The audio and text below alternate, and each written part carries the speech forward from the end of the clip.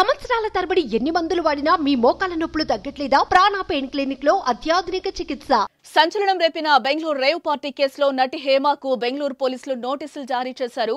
ఈ నెల 27న విచారణకు హాజరు కావాలని నోటీసుల్లో పేర్కొనడం జరిగింది. అయితే సెంట్రల్ క్రైమ్ బ్రాంచ్ పోలీసులు హేమను విచారించనున్నారు. ఈ పార్టీలో డ్రగ్స్ కేసులో పాజిటివ్ వచ్చిన 86 మందికి నోటీసులు పంపించినట్లుగా తెలుస్తోంది.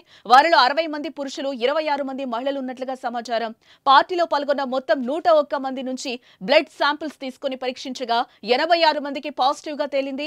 హేమతో ఆశీరాయ్, రిషి చౌదరి, ప్రసన్న, శివాజీ జైస్వాల్ వంటి ఇతరులకు కూడా నోటీసులు అందినట్లుగా తెలుస్తోంది.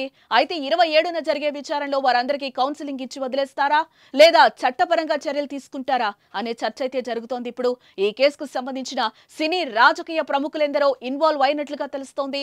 పాజిటివ్ వచ్చిన వారందరినీ వేర్వేరు తేదీలో విచారించనున్నారు. ముఖ్యంగా రేవ్ పార్టీలో డ్రగ్స్ ఎక్కడి నుంచి వచ్చాయన్న దానిపై విచారణ జరగనున్నట్లుగా తెలుస్తోంది. రేవ్ పార్టీ ఇష్యూలో నిర్లక్ష్యంగా వ్యవహరించిన కానిస్టేబుల్ను కూడా పోలీసులు సస్పెండ్ చేశారు.